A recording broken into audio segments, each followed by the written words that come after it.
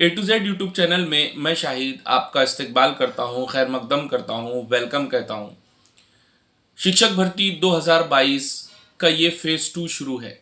जी हाँ, 2022 में एडवर्टीजमेंट आई थी या नोटिफिकेशन आई थी कि महाराष्ट्र गवर्नमेंट पवित्र पोर्टल के थ्रू शिक्षक भर्ती करने वाली है, जिसका मकसद था कि स्कूल में मौजूद स्टूडेंट को काबिल क्वालिफाइड टीचर मिले। क्वालिफाइड और काबिल टीचर इन द सेंस कि जिन लोगों ने डीएड किया है, बीएड किया है, सीटीटी या टीईटी दोनों में से कोई एग्ज़ाम पास किया है और उसके बाद इन लोगों ने TAIT teacher aptitude and intelligent test, जिसको महाटेट कहा जाता है या महाराष्ट्र का जो एग्ज़ाम होता है, उसमें टॉप किया है या ये उसके मेरिटोरियस स्टूडेंट है। उस वक्त के जो शिक्षण मंत्री थे दीपक केसरकर साहब, उन्होंने अनाउंसमेंट की थी कि फ़िलहाल अभी महाराष्ट्र के अंदर 65,000 से ज़्यादा टीचर्स की ज़रूरत है, लेकिन हम लोग इस 2022 के टेट एग्ज़ाम के ऊपर 35,000 शिक्षक भर्ती करने वाले हैं, जो स्टेप बाय स्टेप होगी, यानी टप्पो टप्पो में होगी। जिसका फेज़ 1 यानी पहला टप्पा कंप्लीट हुआ, उसमें 21,000 पदों के लिए 21,000 सीट्स के लिए जाहिरात आई थी, एडवर्टीजमेंट आई थी, जिसमें से अभी फ़िलहाल जो वो टीचर स्कूलों पर अपॉइंटमेंट हुए हैं वो 17-18 हज़ार के करीब हुए हैं। और फेज़ 1 जब हुआ था तब उसके अंदर एक प्रॉब्लम आई थी कि कुछ ज़िलों के अंदर बिंदु नामावली क्लियर नहीं थी या रोस्टर का कुछ प्रॉब्लम था। इसलिए उस वक्त गवर्नमेंट ने ये डिसाइड किया, शासन और प्रशासन ने ये डिसाइड किया कि फेज़ 1 में से 10% वैकेंसी रोक ली जाएगी। असल में उस वक्त मंत्रालय से जो परमिशन मिली थी, वित्त विभाग ने जो परमिशन दी थी, वो ये कहा था कि इस वक्त जितनी वैकेंसी खाली है उसका 80% आप लोग ले सकते हैं या महाराष्ट्र गवर्नमेंट 80% टीचरों को अपॉइंट कर सकती है। लेकिन ये प्रॉब्लम होने की वजह से 70% ही किया गया, 10% वैकेंसी रोक ली गई। साथ ही साथ हर बार की तरह शिक्षक भर्ती में कोई वेटिंग लिस्ट नहीं होती, बल्कि इसमें यह होता है कि इसमें अपात्र और गैर हाजिर का राउंड होता है। ये क्या होता है? तो अपात्र मतलब कि जो स्टूडेंट सिलेक्ट हुए हैं लेकिन डॉक्यूमेंटेशन में, वेरिफिकेशन में उनकी कुछ प्रॉब्लम है, वो सीट वैकेंट रह जाती है और कुछ लोग जॉब ज्वाइन नहीं करते अपने पर्सनल रीज़न की वजह से, उसको गैर हाजिर कहते हैं। तो खैर फेज़ 1 कंप्लीट होने के बाद या फेज़ 1 की जाहिरात आने के साथ ही ये भी क्लियर था कि फेज़ 2 होने जाएगा या होगा या ज़रूर होगा। और वो किस बेस पर होगा? तो उसमें क्लियर था कि फेज़ 1 की जो 10% वैकेंसी रोक ली गई है उस पर, और प्लस फेज़ 1 में जो रिक्त, अपात्र और गैर हाजिर वैकेंसी है उसके ऊपर फेज़ 2 होगा, ये बात फिक्स थी।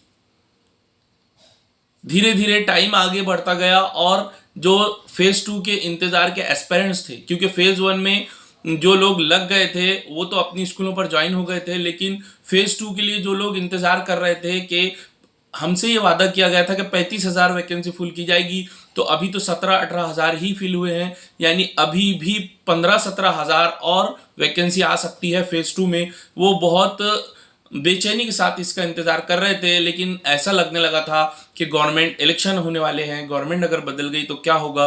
तो फिर कोशिशों का सिलसिला जारी हुआ, मुख्तलिफ आंदोलन किए गए और उन आंदोलनों में बार बार 2-3 मरतबा जो सेकंड फेज़ के मुंतज़िर यानी इंतज़ार करने वाले, जो इसका इंतज़ार कर रहे थे कि सेकंड फेज़ हो, उनको महाराष्ट्र शासन की तरफ से लेटर मिला है, जीआर की तरह, या जिसको कहते हैं शपथ पत्र मिला है, जिस पर यह लिखा है कि हम लोग सेकंड फेज़ 10% रिक्त, अपात्र और गैर हाजिर के ऊपर लेने वाले हैं।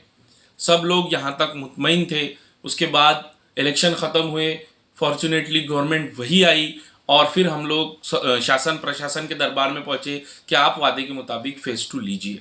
लेकिन इस दौरान बहुत कुछ उतार चढ़ाव हुए। शिक्षण मंत्री साहब चेंज हो गए, साथ ही साथ आयुक्त साहब चेंज हो गए। उस वक्त शिक्षण मंत्री दीपक केसरकर साहब थे और जो आयुक्त साहब थे वो सूरज मांढरे साहब थे, लेकिन उनको बदलकर गवर्नमेंट ने ये फैसला लिया कि शिक्षण मंत्री दादा भूसे साहब रहेंगे और जो शिक्षण आयुक्त होंगे वो सचिंद्र प्रताप सिंह साहब रहेंगे। ठीक है, उनको भी ये पूरा मामला समझने के लिए बहुत टाइम लग गया और इस सब प्रोसीजर को अब तक 7-8 महीने गुजर चुके हैं और हम लोग इसी उम्मीद में थे कि वैकेंसी आएगी। इसीलिए अलग अलग कोशिशें जारी हुई, हर जिले की टीम बनाई गई और वो टीम अपने अपने जिला परिषद नपा मनपा में जाकर वहाँ पर रोस्टर क्लियर है कि नहीं है, वैकेंसी अपलोड की जा रही है कि नहीं की जा रही है, इसका फॉलोअप लेने लगे। साथ ही साथ में शासन प्रशासन को हेल्प भी करने लगे अगर कोई प्रॉब्लम हो तो। इस तरीके से ये सिलसिला आगे बढ़ा, लेकिन अचानक से एक जीआर लाया गया। 15 तारीख को एक जीआर लाया गया जिसको कहा गया नई संच मान्यता। और हमने ये सोचे सेकंड फेज के कैंडिडेट ने कि अभी थर्ड टेट भी आने वाला है, लिहाजा ये जो जीआर है या जो ये न्यू संच मान्यता है वो टेट 3 पर अप्लाई की जाएगी, ना कि फेज 2 पर, क्योंकि फेज 2 तो 2022 की वैकेंसी है। ये 2022 की संच मान्यता के मुताबिक होना चाहिए, यही इंसाफ है, यही न्याय है, यही जस्टिस है। लेकिन अचानक से हमको ये खबर मिलती है कि नहीं, वो नई शिक्षण जो पॉलिसी है नई संच मान्यता की, वो अभी जो भर्ती हो रही है फेज 2 2022 का फेज 2 उस पर अप्लाई की जाएगी।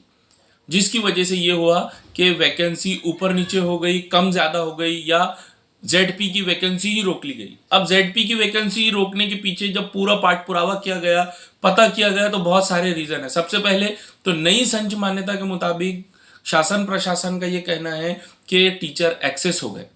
जब इस बात की भी डीप में गए तो ऐसा नहीं है कि हर जिला परिषद में टीचर एक्सेस हुए हैं। बहुत सारे जिला परिषद में टीचरों की गुंजाइश बड़ी भी है और ज़्यादा टीचर भी चाहिए। और इससे भी आगे बढ़कर और डिटेल में मालूमात हासिल की गई तो एक जिला परिषद में या एक जिले के तहत बहुत सारे मीडियम के स्कूल आते हैं, जैसे मराठी, हिंदी, उर्दू और दीगर। तो किसी एक मीडियम का अगर टीचर एक्सेस हो गए हैं तो बकिया मीडियम की वैकेंसी आना चाहिए था, लेकिन पता नहीं क्यों कि अगर किसी एक मीडियम की वैकेंसी वहां पर एक्सेस है तो बकिया मीडियम की भी रोस्टर अपलोड नहीं किए जा रहे। हमारी टीम हर एक जिले में जाकर, हर एक नपा मनपा में जाकर फॉलोअप ले रही है, तो पता यही चल रहा है कि टीचर एक्सेस है। जब पता कर रहे हैं कि कौन से मीडियम की टीचर एक्सेस है तो वो सिर्फ एक ही मीडियम के एक्सेस हो रहे हैं और बकिया तीनों मीडियम की भी वैकेंसी नहीं दी जा रही है। इसका कोई रिटर्न प्रूफ नहीं दिया जा रहा है। जब फॉलोअप लिया जा रहा है, जब बातचीत की जा रही है तो काम जीरो। बहुत सारी नपा मनपा के अंदर एक और प्रॉब्लम देखने को मिली है कि काम बहुत लापरवाही से किया जा रहा है और डेट बढ़ बढ़कर ख़त्म हो जा रही है। जनवरी से लेकर अप्रैल तक ये वक्त आ गया है, लेकिन फिर भी बहुत सारे जिला परिषद में वर्क कंप्लीट नहीं हुआ है। फिर इस 2000 भर्ती के ऊपर एक और गाजगिरी, एक और परेशानी आई। वो ये आई कि ज़िला बदली। जब ज़िला बदली होती है तो बिंदु चेंज हो जाते हैं, रोस्टर चेंज हो जाते हैं, रोस्टर अपलोड नहीं किए जाते। इसकी वजह से भी जिला परिषद की पूरी वैकेंसी रुकी है। हमारी मालूमात के मुताबिक अब भी 17-18 जिलों की वैकेंसी ईओ लेवल तक क्लियर हो चुकी है, लेकिन जब तक ये जिला बदली का प्रोसेस कंप्लीट नहीं होता तब तक के वो वैकेंसी अपलोड नहीं कर सकते। ये टेक्निकल बात है। तो फिर फेज 2 पर किस बेस पर होने वाला है? जिला परिषद की अगर वैकेंसी नहीं आती है तो फिर कौन सी वैकेंसी आएगी? इसीलिए मैंने थंबनेल लगाया है कि शिक्षक भर्ती फेज 2 वैकेंसी कौन सी और कितनी। तो पहले सवाल का जवाब तलाश करने की कोशिश करते हैं कि कौन सी। तो अभी पोर्टल पर मालूमात के मुताबिक 10,500 से ज्यादा वैकेंसी आ गई है या 10,000 प्लस वैकेंसी आ गई है। अब ये आंकड़े भी बदलते रहते हैं, तो जब 10,000 प्लस तो लेकिन आ ही गई है, ये बात कंफर्म है। जब इसका भी विश्लेषण किया गया, इसकी भी मालूमात हासिल की गई, तो उसमें मैक्सिमम जो वैकेंसी है वो खासगी संस्थाओं की है, प्राइवेट स्कूल्स की हैं। मराठी मीडियम की जो प्राइवेट स्कूल होती हैं मेजॉरिटी की, उन पर पवित्र पोर्टल अप्लीकेबल है। लेकिन इसमें भी एक दोहरा कानून है। वो ये है कि माइनॉरिटीज़ की जो स्कूल होती हैं वो पवित्र पोर्टल के थ्रू टीचर्स को नहीं लेती। तो इसका मतलब है मराठी की ही वैकेंसी जो है वो खासगी संस्थाओं की आती है। लेकिन वो उसके पीछे भी मराठी वाले भी परेशान है। वो किस तरीके से परेशान है कि उनकी वैकेंसी 8-9 हज़ार तो है, लेकिन वो विथ इंटरव्यू होती है। मतलब उसमें इंटरव्यू होता है और उसके अंदर बहुत कुछ उतार चढ़ाव होते हैं, डोनेशन के खेल चलते हैं और एक सीट के लिए 10 लोगों को रिकमेंड किया जाता है, मोल भाव चलता है और अघोषित तरीके से ये एक करप्ट कारोबार चल रहा है। इस पर कोई लगाम अभी तक तो नहीं लगी है। तो फिर वैकेंसी जो अभी 10,000 प्लस दिख रहे हैं उसमें से 8-9 हज़ार संस्थाओं की वैकेंसी है, विथ इंटरव्यू है। और वो वैकेंसी जो है विथ इंटरव्यू होने की वजह से वो आम लोगों के या नॉर्मल लोगों के काम की नहीं। खासतौर से मेरा जो मीडियम है उर्दू मीडियम, हिंदी मीडियम और इंग्लिश मीडियम, इसकी तो वो कोई काम की है ही नहीं। क्योंकि हमारी जो वैकेंसी आती है वो बेसिकली जिला परिषद नपा और मनपा से आती है। और जिला परिषद को ब्लॉक कर दिया गया। नपा मनपा की थोड़ी बहुत वैकेंसी आई है। साथ ही साथ एक अन्याय और किया गया कि पूरी की पूरी बीएमसी की वैकेंसी रोक ली गई।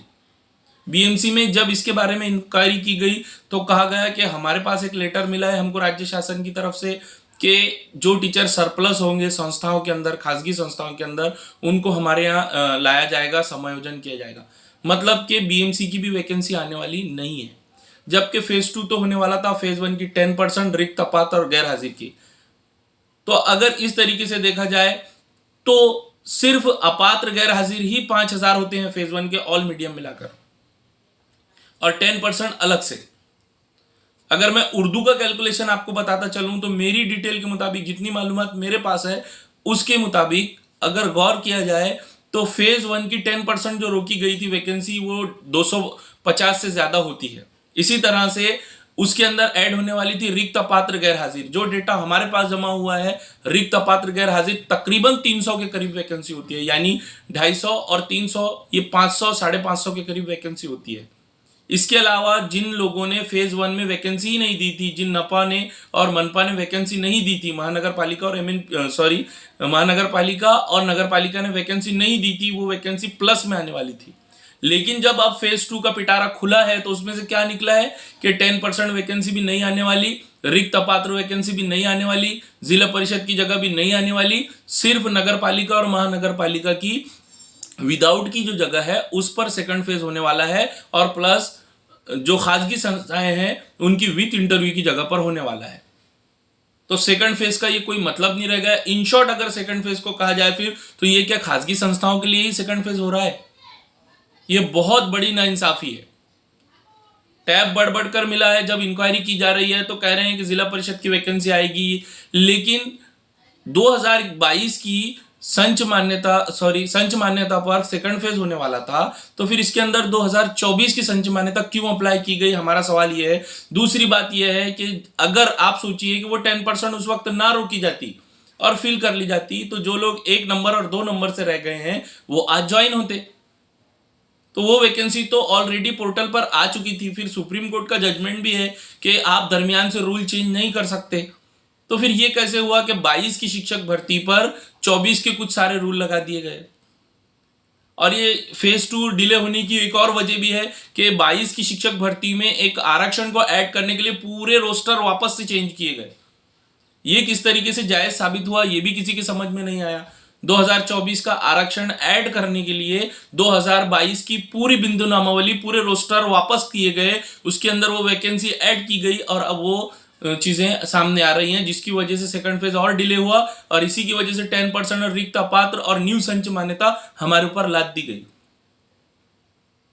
तो कुल मिलाकर सेकंड फेज में जो मैंने थंबनेल लगाया है कि वैकेंसी कौन सी, तो ज्यादातर तो इसके अंदर खासगी संस्थाओं की वैकेंसी है। नपा मनपा की बहुत नाम निहाद छोटी मोटी जगह है जिसमें किसी का कोई फायदा होने वाला नहीं है। एक तरीके से कहा जाए तो ये सिर्फ एक किस्म का धोखा दिया गया है फेज 2 के कैंडिडेट के लिए जो विदाउट का इंतजार कर रहे थे।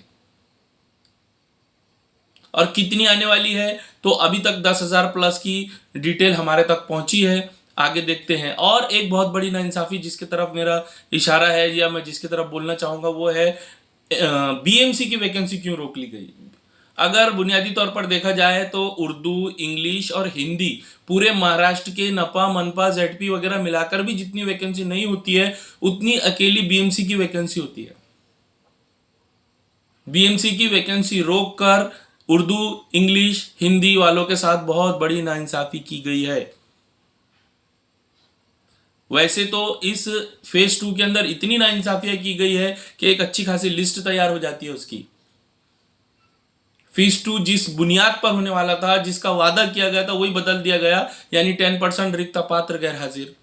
फिर 2022 के शिक्षक भर्ती के ऊपर नया आरक्षण ऐड किया गया जिसकी वजह से डिले हुआ, और उसके बाद ये डिले होने की वजह से नया संच मान्यता का जीआर भी इस पर अप्लाई कर दिया गया। मतलब हर तरीके के एक्सपेरिमेंट फेज 2 पर किए गए ताकि वैकेंसी कम से कम की जा सके। जब आपको फेज 2 लेना ही नहीं था तो अनाउंसमेंट क्यों की गई?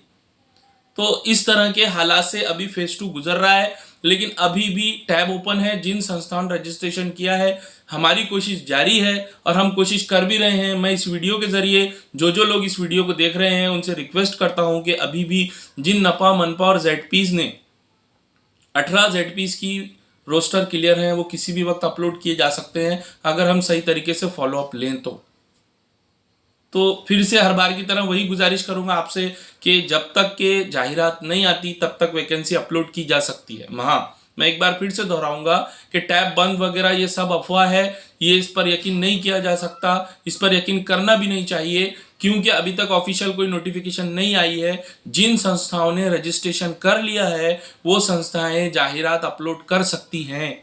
तो अभी 18 जिला परिषद ऐसे हैं जिनके रोस्टर क्लियर हैं। कम से कम आप वहां पर फॉलो अप लीजिए अगर आप लेना चाहते हैं तो, अगर आप चाहते हैं वैकेंसी ज़्यादा आए, अगर आप चाहते हैं। और एक बात कि वहां पर जाकर इंक्वायरी कीजिए कि वैकेंसी क्यों नहीं दे रहे, क्या एक माध्यम के एक्सेस टीचर होने की वजह से बकिया 2-3 माध्यम की भी वैकेंसी नहीं दी जा रही है, ये भी पता कीजिए। और अपने तौर पर जो आप कर सकते हैं वो कोशिश करके वैकेंसी हमको लाने की कोशिश करना है। आखिरी दम तक हमको रुकना नहीं है जब तक जाहिरात नहीं आती, क्योंकि हमारा ओवरऑल जो मोटो है, जो मकसद है वो है कि फेज 2 के अंदर ज़्यादा से ज़्यादा वैकेंसी आए ताकि ज़्यादा से ज़्यादा काबिल बच्चे ज्वाइन हों। क्योंकि हर 5 साल बाद शिक्षक भर्ती होती है, ऐसा नहीं है कि हर साल होने वाली है। तो इस वीडियो में अभी इतनी ही अपडेट है, इतनी ही मालूमात है। मुझे जब भी कोई अपडेट मिलती है मैं वीडियो के ज़रिए आपको इन्फॉर्म करूंगा। आपको अगर इस तरीके की मालूमात चाहिए, आप चाहते हैं कि आप मेरे साथ जुड़े रहें, तो मेरे चैनल को सब्सक्राइब कीजिए, लाइक कीजिए, शेयर कीजिए। थैंक यू, शुक्रिया।